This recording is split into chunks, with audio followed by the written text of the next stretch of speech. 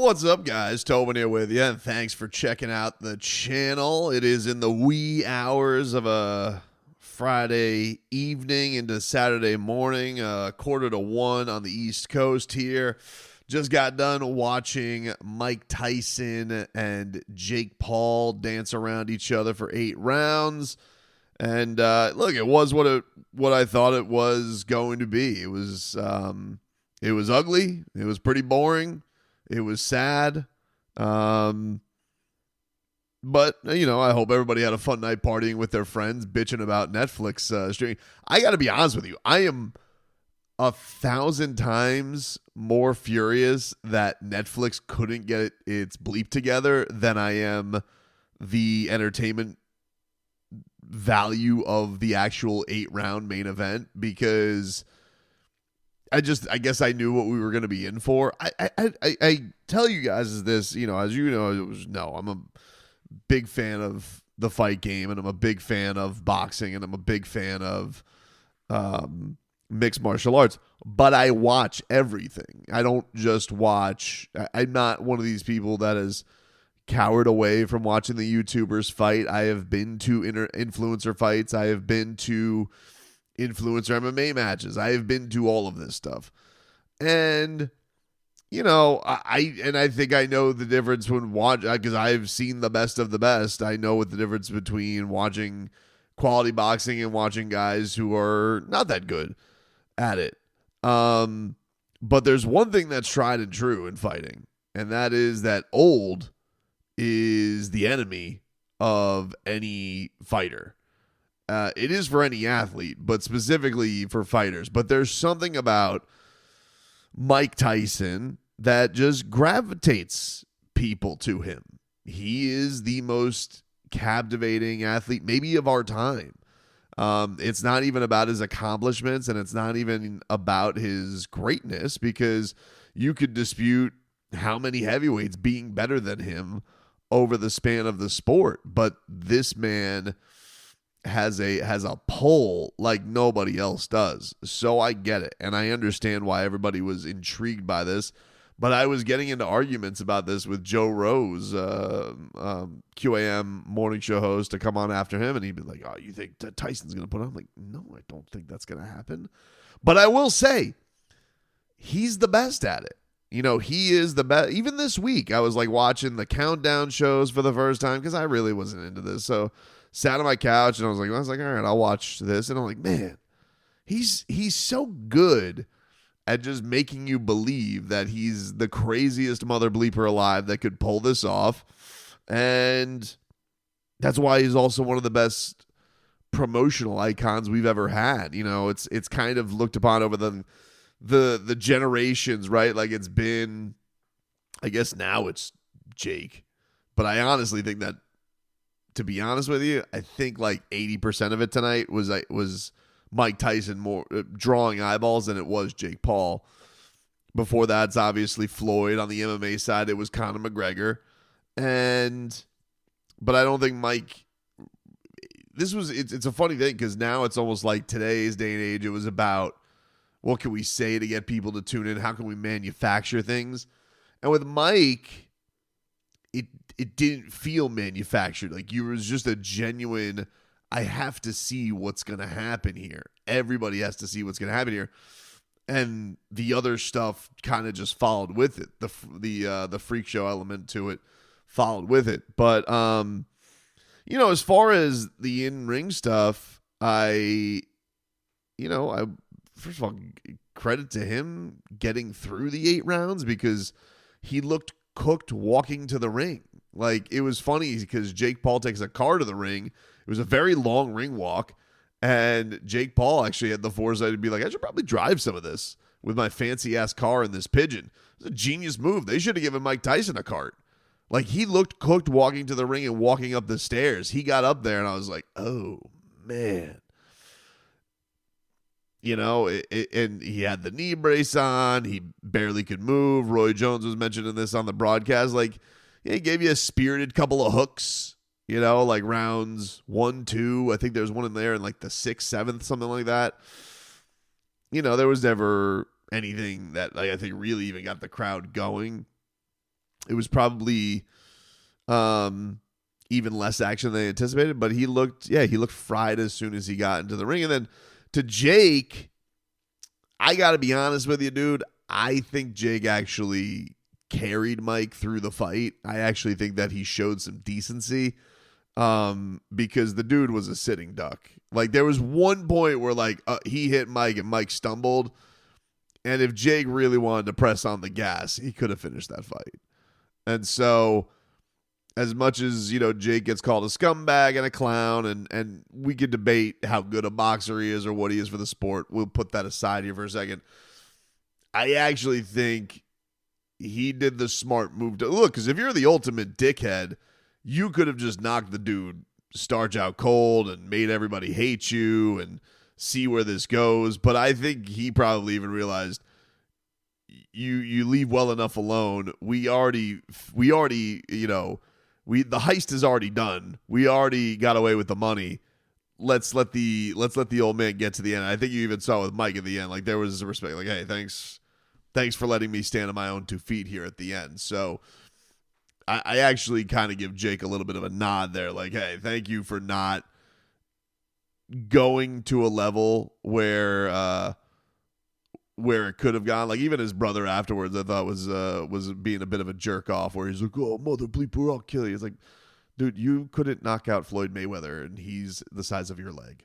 And in fact, he carried you, having to pick your ass up. So I don't, congratulations. You feel like you could knock out a 60-year-old who legitimately cannot move. And that's the thing, man. It's those legs. Like, even Mike, you saw, like, the bobbing, and there was, like, even a combination. It like, legitimately looked like he slipped all of those punches. I was like, oh, man, look at him. So you got to see even, like, shades of it. But yeah, it's the legs, man. They can't move. And I've referenced this a bunch in the shows that I've talked about this. Man, I remember being in the building for Evander stepping in at 59 against Vitor Belfort, and Vitor did not take it easily, and he just went right. He was supposed to fight Oscar De La Hoya, and De La Hoya was probably going through one of his benders. I don't remember what happened, but that fight ended up getting canceled. I just remember, like, oh man, it was a really weird night. It was a really weird night. That was also the night I think I saw Anderson Silva. He knocked Tito Ortiz into the ring post. That was kind of cool, actually. But either way, Mike said afterwards, Helwani was like, what are you gonna do? Weird question by Helwani at the end. He's like, what's the mess? I think Helwani was like, ran out of questions because Mike Tyson was very short. He's like, what do you say to all the 50 and 40-year-olds that say they can do this? He goes, if they could do that, that's pretty impressive. But yeah, it's for me, I always put this stuff in a box separately from boxing. People will say, this is why boxing is dead. This is why boxing. This wasn't boxing tonight, dude. This was a circus. Everybody tried to gather around. I got to be honest with you. I'm so much more pissed that Netflix did not have the foresight to carry. Like, they advertised, oh, we're going to broadcast the NFL. Like, if I was Roger Goodell, I'm like, hey, you better have your bleep together by the time we get. I had to refresh my broadcast. First of all, it basically just died on the vine, like right as the Taylor Serrano fight started. Couldn't get into it. Had to go to a pirate site. And the pirate site was working good, like 3 rounds in, I think right before she got the bad headbutt. And then my TV started catching up. But then, like, right in the middle of, like, round 10, it was like a flurry. Bzz, spinning wheel. Like, what is this, an old Mac? Like, what the hell is going on here? What is this, 2011? This is what's going on right now? Netflix can't handle this shit? Ridiculous, dude. So, that honestly had me more furious than anything. Didn't think the broadcast was particularly great. I've kind of gotten a little tired of Mauro Ranallo calling fights. He's become so much more hacky than when he was back in the day. Man, I miss Jim Lampley. I miss Jim Lampley with Roy Jones and Harold Letterman. A guy who could score. I don't know who that guy who did the ring announcing tonight, though. That guy was pretty good. He was pretty good. Love when I wish Andre Ward was on more broadcasts. I miss the best broadcast crew in boxing, I think, that has been since we lost HBO I thought Showtime lost a lot when they lost Malignaggi. I thought Malignaggi was really great on the broadcast before they fired him. And then I really liked Joe Tess with Tim Bradley and Andre Ward. I don't like it so much with just Joe Tess and Tim Bradley. Tim Bradley says a little bit too wild of stuff. He needs a centerer. He needs somebody to pull him. He needs a hold me back coach, and that's why I thought Andre Ward was just perfect with him. This is boxing nerd stuff. By the way, that Serrano Katie Taylor fight was a terrible decision. Terrible decision. Serrano definitely deserved to win that fight. Taylor had a nice rally there at the end with, Amanda's face falling off because she headbutted her like a billy goat. But that was a garbage decision. A garbage decision. So, yeah, I hope Mike Tyson doesn't fight again. I can't imagine that he will because I don't really think there's anything else out there. I don't think fighting Logan Paul's a wrestler now. He hasn't fought in 4 years anyway. And I don't really see anything else out there for Mike that anybody could be talked into. Like, there's not a foil out there of like, oh man, I'd really want to see Mike Tyson knock this guy out. You know that he can't now. So I'm sorry that you had to watch that lesson personally, but yeah, it was. I will say I was feeling good about my draw bet though by round 2. I was like, he just needs to win 2 more, and I got this one. He didn't come close. And he actually, on the official scorecards, he didn't win the first 2 rounds. I actually don't even know if he won the first round. I think he probably got shut out, but politely, he should get the first round. Just as a coup. He shouldn't get the shutout. I guess the fascinating piece here is with Jake Paul. I am curious because I don't really, Jake, I've ended up talking about, I was at his pro debut. I've interviewed him a few times on the show. This kind of feels like, and I think Logan kind of ran into this, like this kind of feels like as big as it gets with him. And I don't really know where you go from here, right? Like, we can say, hey, go fight Canelo, or first of all, it's tough to get that weight back off. Like, he's now up to like 227, was he, for this fight? So you're going to fight Canelo like at what weight? Because that's going to be probably at like what, 180? So he's got to lose 50 pounds of like it's not as easy as it seems to make that happen.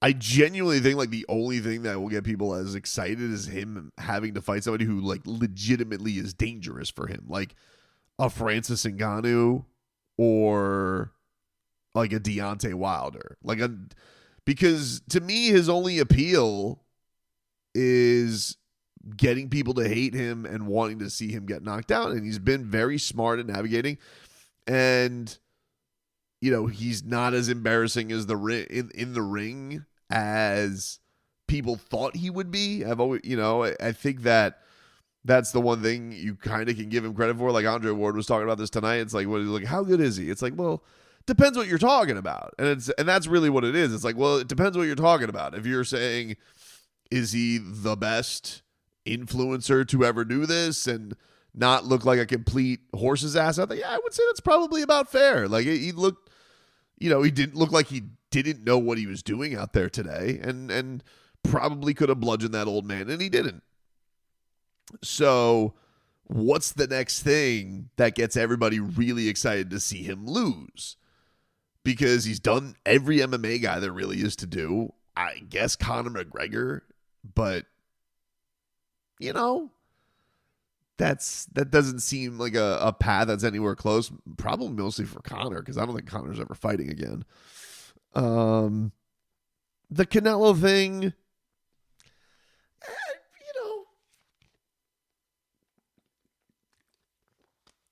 it may do something for people. It doesn't do that much for me. I think it legitimately because to me he's almost more of a daredevil than he is a fighter.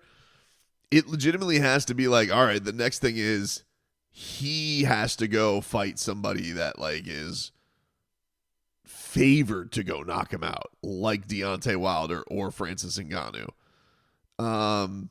Because, like, your brother's fought Mayweather. All right, that's out. Canelo, I mean, I see the appeal. It'll definitely get eyeballs, but, like, is it going to be this? I don't think so. You know, Tyson's a bigger star than Canelo is. That's as crazy as it is. And Canelo's the biggest star, legitimate boxing star there is right now. Probably Tank second, probably Ryan Garcia third. And then, but the biggest star who is boxing, who is, you know, the biggest boxing star there is, who's not active anymore, even though he just stumbled around the ring for 8 rounds, is Mike Tyson. He crosses generations. Everybody's fascinated by this. This is why Netflix wasn't able to handle it tonight. So once you do this, like once you get to a point where you do the biggest thing, what's next for you? Because this whole I want to become champion of the world thing, like, all right, cool, who cares? And like, in the scheme of things, you win a cruiserweight, like, legitimately is like the most boring division in the world, cruiserweight. You're not beating any real heavyweight on the planet. Like, he's not going to beat Alexander Usyk, so you're not going to become heavyweight champion of the world. So I don't know. Maybe Andre Ward comes out of retirement and fights him. Something like that. But, you know, I get it. A lot of my boxing friends, actual boxers, hate his guts, hate this. And I get it. Because, like, this is what gets people, like, you're like, oh, this is what gets people interested. To me, for boxing, like, there's a lot of talented boxers out there. There's been a lot of fun matchups over the last couple of years. And this doesn't really connect to that. This is something completely separate that you guys tried to watch for free on a Friday night, but Netflix had other ideas. And, went about as sad as I expected it to go. I hope Mike is done with this now, and it's possible that this is the end of Jake Paul, because I really don't know. What I kept saying in the lead up to this was I kept wondering if Mike was viable, how did they get to the rematch? Like, that's the thing, because it doesn't really get much bigger than that. And this was unfortunately so bad they can't do that. And I think that's why Jake Paul didn't have a response afterwards of what do you want to do, because I think Jake Paul was open. Maybe this goes better than we think, and I could do it again. But that was so bad, even he has the realization of that's not going to happen. So, you know, ultimately, I'm not that upset about it, just because kind of went as I thought it was going to go. And I'm glad that Mike Tyson walked out of that ring not really hurt. That's what I was mostly hoping for when this was announced. Was like, I really don't want to see a 58-year-old get hurt. We all wanted to see Jake Paul get hurt. Like, and I don't even hate Jake Paul that much, but of course I want to see him get knocked out. Like, that's funny. We're all here for the internet to laugh. But that was very evident that wasn't going to happen like 30 seconds in, maybe even before, because Mike Tyson looked really tired after walking to the ring. Next time when we're planning something like this and you want to fight somebody close to collecting Social Security, either get a golf cart, like you're calling them in from the bullpen, old school MLB style, or short ring walk. That's got to be the way to go. Or like maybe have like a horse bring them there or something. I don't know. But yeah, those are my thoughts on the fight, the fight, the showcase, the exhibition, and doodles.